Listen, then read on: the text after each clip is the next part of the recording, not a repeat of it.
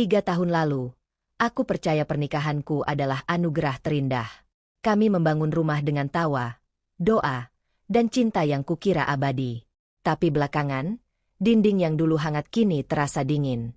Tatapan suamiku tak lagi sama, dan setiap malam wangi asing menempel di bajunya. Aku mencoba percaya, sampai suatu hari, sebuah anting kecil di saku jasnya mengubah segalanya. Malam itu, aku sadar, kadang yang menghancurkan kita bukan orang asing, tapi darah daging sendiri. Cerita ini adalah cerita fiksi yang diambil dari kehidupan nyata. Nama, tempat, dan cerita dibuat untuk tujuan hiburan. Mohon maaf jika ada bagian yang menyentuh pengalaman pribadi. Semoga kalian diberi keteguhan hati dan hikmah dalam setiap permasalahan. Kalau kamu suka dengan cerita ini, jangan lupa subscribe, like, dan share agar jejak Lara terus tumbuh. Tulis di komentar kalian yang menonton dari kota mana saja. 3 tahun bukan waktu yang panjang untuk sebuah pernikahan, tapi cukup lama untuk membuat seseorang lupa bagaimana rasanya bahagia. Namaku Nadia, dan inilah kisah tentang rumah yang kubangun dengan cinta, yang akhirnya berubah jadi penjara bagi hatiku sendiri. Aku masih ingat hari pertama kami pindah ke rumah ini, rumah 2 lantai di kawasan tenang pinggiran kota Bandar Raya. Udara pagi terasa segar, dan suara burung kecil terdengar seperti doa yang menandai awal kehidupan baru kami. Dimas, suamiku, berdiri di sampingku sambil tersenyum, memegang kunci rumah. Mulai hari ini, semua ini milik kita, Nat. Waktu itu aku percaya setiap katanya. Aku bekerja keras sebagai manajer di perusahaan logistik, sementara Dimas baru merintis usaha event organizer kecil. Tapi aku tidak pernah mempermasalahkannya. Cinta, bagiku, bukan soal siapa yang memberi lebih banyak, melainkan siapa yang mau berjuang bersama. Namun, entah sejak kapan, rumah ini mulai terasa asing. Cahaya sore yang dulu terasa hangat kini tampak muram. Tawa kami yang dulu memenuhi ruang tamu kini digantikan suara TV yang terus menyala tanpa penonton. Dimas berubah. Perlahan tapi pasti. Ia mulai sering pulang larut malam dengan alasan rapat dengan klien atau pertemuan bisnis. Kadang aku masih berusaha memaklumi. Tapi setiap kali ia pulang, ada aroma asing di bajunya, wangi bunga yang tidak pernah kupakai, manis, menyengat, dan terlalu feminin. Awalnya aku berpura-pura tidak peduli.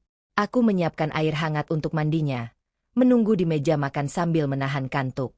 Tapi yang datang bukan lagi pelukan, melainkan dingin yang merayap dari tatapan matanya. Suatu malam aku memberanikan diri bertanya, "Mas, ini wangi apa di bajumu? Beda dari biasanya." Dimas tertawa kecil. "Ah, mungkin dari klienku. Toko parfum katanya baru buka. Mereka kasih tester ke semua tamu." Aku mengangguk. Tapi di dadaku, ada sesuatu yang retak pelan. Aku mencoba berpikir positif. Mungkin memang aku yang terlalu sensitif. Untungnya, aku tak sendirian. Sejak setahun lalu, Rani, adik kandungku, tinggal bersama kami. Ia baru diterima kerja di perusahaan properti dan kantornya tidak jauh dari rumah. Kehadirannya menjadi penenang di tengah dinginnya hubungan kami. Rani selalu tahu bagaimana menenangkan hatiku. Setiap kali aku menangis diam-diam di dapur, ia akan datang membawa teh jahe hangat dan berkata dengan lembut, "Mbak, jangan terlalu dipikirin. Mungkin Mas Dimas cuma lagi stres. Nanti juga berubah lagi." Aku tersenyum. Dalam hatiku, aku berterima kasih karena Tuhan memberiku adik sebaik dia. Hari-hari berikutnya berjalan seperti biasa, atau lebih tepatnya, seperti sandiwara yang kupaksakan berjalan normal. Aku tetap memasak sarapan, tetap mencuci baju, tetap memeluk Dimas sebelum ia berangkat kerja, meski pelukannya kini terasa seperti formalitas. Namun, setiap malam aku semakin kesepian. Kadang aku duduk di teras, memandangi rumah-rumah tetangga yang lampunya mulai padam satu persatu, sambil bertanya dalam hati, apakah semua istri merasa sesepi ini? Aku masih ingin percaya, tapi keyakinanku pelan-pelan tergerus oleh kenyataan yang makin tak bisa kutolak. Suatu malam, Dimas pulang lewat tengah malam. Wajahnya letih. Tapi di matanya ada sesuatu yang tak bisa kujelaskan, semacam rasa bersalah yang ia sembunyikan di balik senyum paksa. Aku ingin bertanya, tapi bibirku keluh. Malam itu kami makan tanpa bicara. Di meja makan, hanya terdengar suara sendok bertemu piring, dan di antara kami ada jarak yang tak bisa lagi dijembatani oleh kata cinta. Pagi berikutnya, Aku menatap pantulan wajahku di cermin. Mataku sembab, dan untuk pertama kalinya aku jujur pada diri sendiri. Rumah ini memang indah, tapi aku tidak lagi bahagia di dalamnya. Aku hanya belum tahu. Retakan yang kurasakan selama ini hanyalah permulaan. Karena sesungguhnya, badai yang akan menghancurkan hidupku sudah berdiri di depan pintu, menunggu waktu yang tepat untuk menerjang. Beberapa minggu berlalu sejak malam itu, tapi perasaan asing di dalam rumah ini semakin pekat. Setiap langkah Dimas kini seperti gema di ruang kosong, dingin, tanpa arah, dan tak lagi mengandung kasih. Kadang aku memandang punggungnya yang menatap layar laptop berjam-jam, berharap ia menoleh dan berkata, "Maaf, aku sibuk, tapi aku sayang kamu." Tapi kalimat itu tak pernah datang lagi. Sebaliknya, yang datang hanyalah wangi parfum asing yang semakin sering kudapati.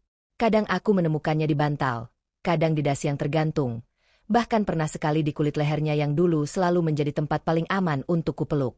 Aku masih mencoba memaafkan. Tapi hati perempuan punya naluri yang tak bisa dibohongi. Ada sesuatu yang disembunyikan, dan aku tahu itu. Rani mulai memperhatikan perubahan suasana di rumah. Suatu sore, saat aku melipat cucian di ruang tamu, ia duduk di sampingku sambil memainkan rambutnya yang lurus sebahu. "Mbak, Mas Dimas makin jarang di rumah, ya?" katanya pelan. Aku tersenyum hambar. "Iya," katanya, "banyak proyek." Rani mengangguk. "Kamu sabar aja, Mbak. Kadang laki-laki butuh waktu buat stabil." Kata-kata itu sederhana, tapi nada suaranya aneh. Ada sesuatu di balik kalimatnya yang tidak bisa kupahami. Aku mencoba menepis pikiran buruk itu. Ini adikku sendiri, darah dagingku. Tidak mungkin ia punya niat buruk. Namun, sejak saat itu aku mulai memperhatikan hal-hal kecil yang sebelumnya kuanggap sepele. Dimas dan Rani kadang bercanda di dapur saat aku baru turun dari kamar. Mereka tertawa dengan lelucon yang hanya mereka berdua pahami. Pernah juga aku mendapati Dimas meminjamkan jaketnya pada Rani karena hujan, dan saat Rani mengembalikannya, aku mencium aroma parfum yang sama di kain jaket itu. Malamnya, aku tak bisa tidur. Aku duduk di tepi ranjang sambil menatap jendela. Hujan turun deras, dan setiap tetes air seperti mengetuk nuraniku yang mulai retak. "Mungkin aku terlalu curiga," bisikku pada diri sendiri. "Mungkin mereka cuma akrab karena sering satu rumah." Namun, rasa dingin di dadaku berkata lain. Keesokan harinya, saat Dimas berangkat kerja, aku memutuskan untuk membereskan seluruh rumah sendirian. Aku ingin mengusir rasa sesak itu dengan kesibukan. Rani sedang tidak di rumah. Katanya ada lembur di kantor. Aku memutar musik pelan dan mulai menyapu, mengepel, dan merapikan semua ruangan. Ketika sampai di kamar Dimas, aku berhenti sejenak. Ada sisa aroma parfum itu lagi. Aku menarik napas panjang dan mencoba tidak menangis. Aku menunduk, lalu melihat sesuatu di bawah meja kerja. Sehelai rambut panjang, lurus, berwarna coklat muda. Rambutku hitam pekat. Dadaku serasa diremas. Aku menggenggam rambut itu erat-erat sebelum akhirnya meletakkannya di atas meja. "Apa artinya ini, Tuhan?" Pertanyaan itu melayang tanpa jawaban. Sore harinya, Rani pulang lebih awal dari biasanya. Wajahnya terlihat segar, meski katanya baru lembur. Ia membawa sekotak kue dan tersenyum. "Mbak, aku bawain kue favoritmu, brownies dari toko baru di dekat kantor." Aku tersenyum, mencoba bersikap normal. "Wah, makasih, Ran." Namun saat ia duduk di depanku, aku mencium aroma parfum yang sama, aroma yang belakangan menghantui setiap malamku. Aku menatapnya lama. "Rani, parfummu baru, ya?" Ia sedikit gugup sebelum tertawa kecil. "Iya, dikasih teman kantor." "Kenapa, Mbak?" Aku menggeleng. "Enggak, cuma mirip wangi yang sering dipakai orang lain." Rani tersenyum, tapi matanya menghindar. Malam itu aku menangis tanpa suara di kamar. Aku tidak tahu lagi harus percaya pada siapa. Aku ingin marah. Tapi kepada siapa? Kepada suami yang berubah? Atau kepada adik yang mungkin menyimpan sesuatu di balik wajah polosnya? Dalam diam, aku berjanji pada diriku sendiri. Aku akan mencari tahu.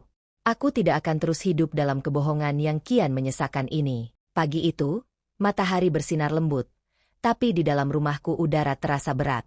Dimas berangkat lebih awal dari biasanya. Ia bilang ada pertemuan penting di hotel kota.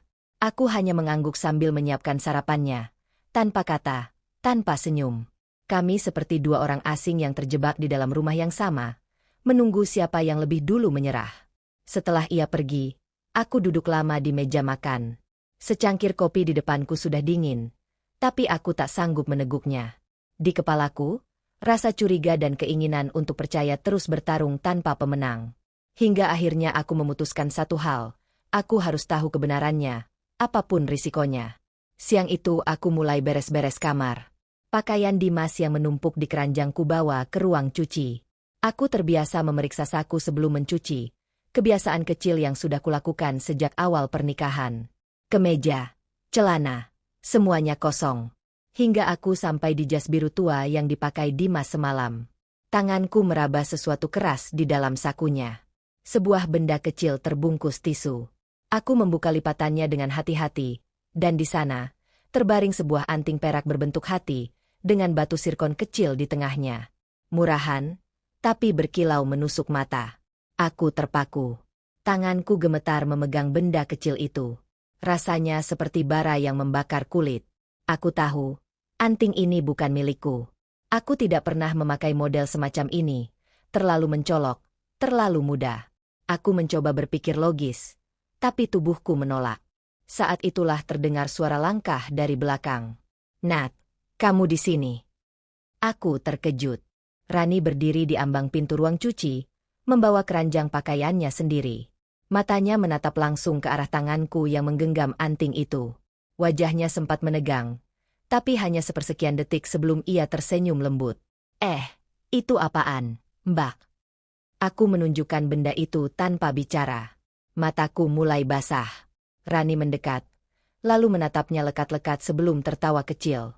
"Ya ampun, jangan-jangan itu punya klien Mas Dimas. Kemarin aku dengar dia cerita ketemu orang yang jualan aksesoris cewek. Mungkin jatuh ke saku jasnya." Nada suaranya tenang, terlalu tenang. Aku menatapnya lama. "Dari mana kamu tahu Dimas ketemu orang itu?" tanyaku pelan. "Oh, waktu makan malam kemarin, dia sempat bilang ke aku pas kamu udah tidur." Jawabnya cepat. Aku menelan ludah. Ada rasa pahit yang tak bisa kujelaskan. Aku mencoba mempercayai kata-katanya, tapi logika dan hatiku beradu. Mengapa Dimas cerita ke Rani, bukan ke aku? Dan kenapa Rani terdengar sudah menyiapkan alasan itu seolah-olah ia tahu aku akan bertanya? Rani berbalik, mengambil cucian dan tersenyum seperti biasa. "Mbak istirahat aja. Aku bantu bersin sisanya." "Ya." Aku tidak menjawab. Saat ia pergi, aku menatap anting itu sekali lagi, lalu menaruhnya di atas meja. Benda kecil itu kini seperti bukti hidup bahwa kebahagiaan yang kubangun mungkin hanya ilusi. Malamnya, aku berusaha bertingkah normal. Dimas pulang larut. Kali ini bahkan tidak menatapku sama sekali saat melewati ruang tamu. Aku bisa mencium wangi parfum asing itu lagi. Dan untuk pertama kalinya, aku benar-benar ingin menjerit. Setelah ia mandi dan tertidur, aku berjalan pelan ke ruang cuci. Anting itu masih ada di sana, di tempat yang sama. Aku menggenggamnya erat, lalu menaruhnya di atas meja kerja Dimas, tepat di samping laptopnya. Aku ingin tahu apa reaksinya besok pagi. Tapi ketika aku bangun keesokan harinya, anting itu sudah tidak ada. Dan Dimas berperilaku seolah tidak pernah terjadi apapun.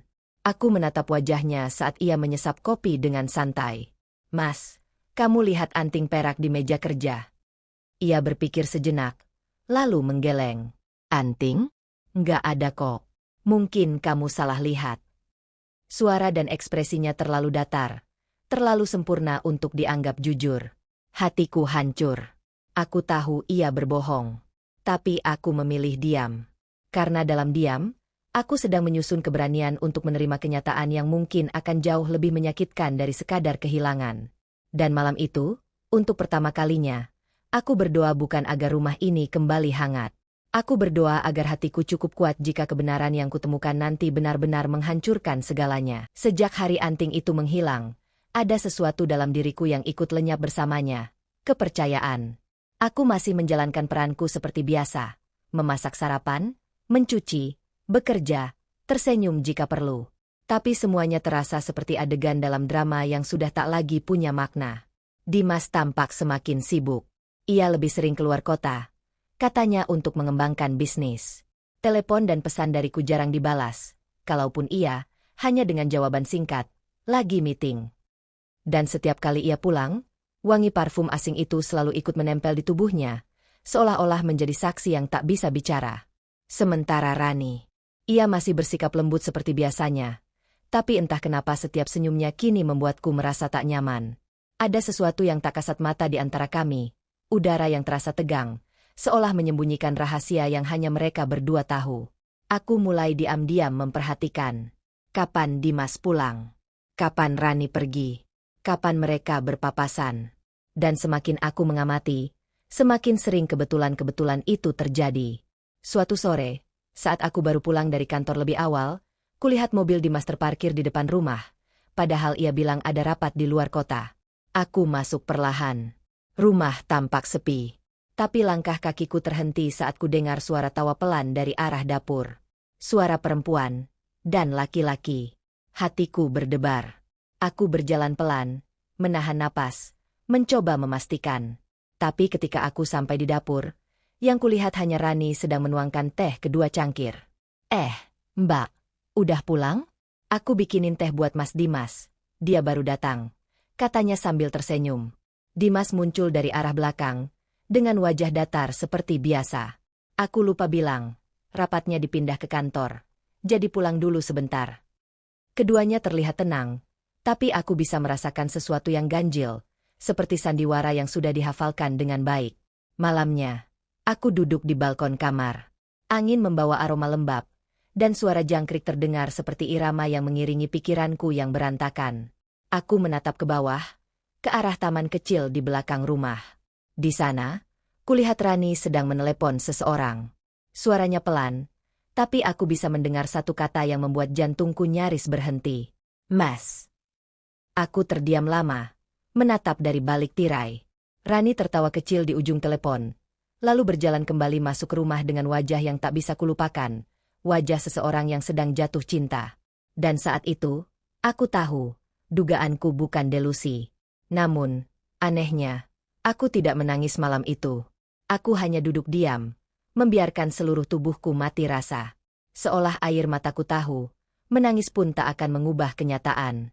Hari-hari berikutnya aku mulai menyelidiki lebih jauh. Aku membuka laptop Dimas saat ia tidur, mencoba mencari jejak apapun. Tapi ia terlalu hati-hati, semua pesan dihapus, semua panggilan tak tersimpan. Namun nasib seperti ingin membantuku. Suatu sore, aku menerima paket yang ditujukan untuk Dimas. Tanpa berpikir panjang, aku membukanya. Di dalamnya ada sehelai gaun berwarna merah marun, dengan label butik ternama.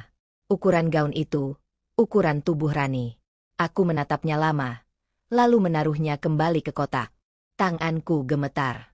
Aku tahu, semua yang kucurigai sudah di depan mata. Tapi tetap saja, hatiku berteriak menolak. Tidak mungkin, dia adikku sendiri. Malam itu aku duduk di tepi tempat tidur, menatap wajah Dimas yang tertidur. Wajah itu dulu pernah membuatku merasa aman. Sekarang, hanya membuatku ingin pergi sejauh mungkin. Aku ingin bertanya, ingin berteriak, tapi lidahku seolah membeku. Aku terlalu takut mendengar jawabannya. Dan di antara kebisuan itu, aku sadar, rumah ini sudah bukan rumahku lagi.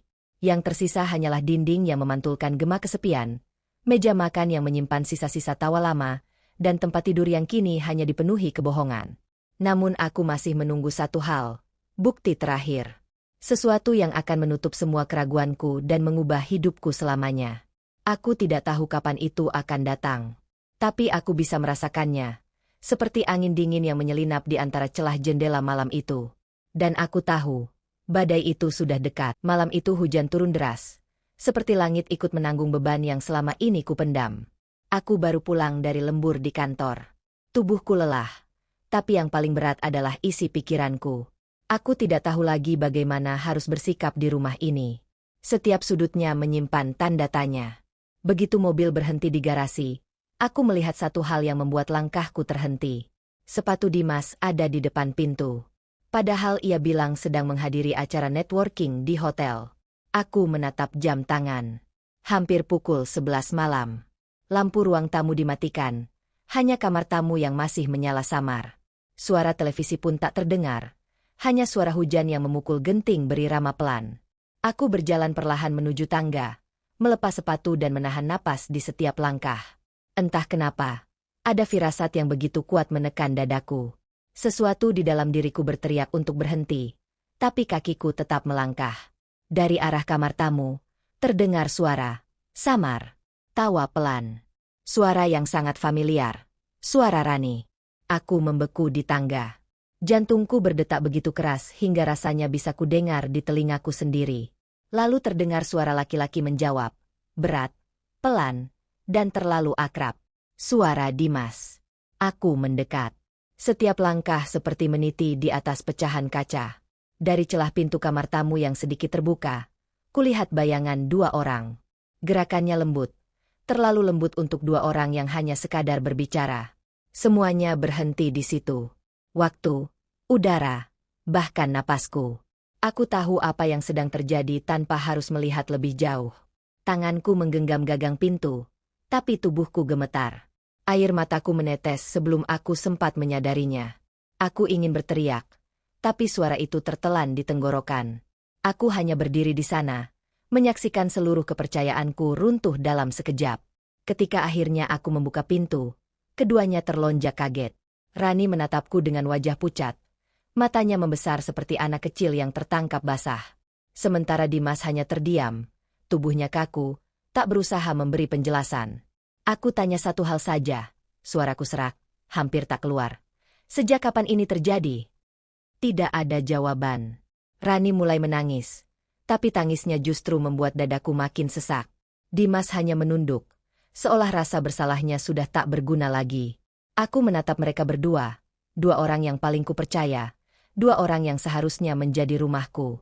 Dan malam itu, aku merasa seperti orang asing di rumahku sendiri. Aku tertawa kecil, getir. Ternyata ini jawabannya. Ya? Semua keanehan, semua alasan. Dimas mencoba mendekat, tapi aku mundur. Jangan sentuh aku. Suaraku pecah, dan tangisku akhirnya pecah bersamanya. Rani terisak keras. Mbak, aku nggak bermaksud. Diam. Suaraku memotong tajam. Kamu pikir aku nggak tahu? Aku cuma pura-pura nggak lihat. Aku berharap aku salah. Hujan di luar semakin deras, seperti ikut menelan semua suara. Aku menatap mereka untuk terakhir kalinya, lalu berjalan pergi tanpa menoleh lagi. Setiap langkah menuju pintu utama terasa seperti 1000 jarum yang menusuk kakiku.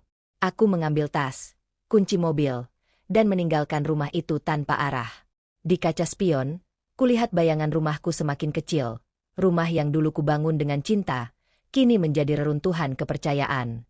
Malam itu aku berhenti di pinggir jalan, menatap lampu-lampu kota yang kabur tertutup air mata.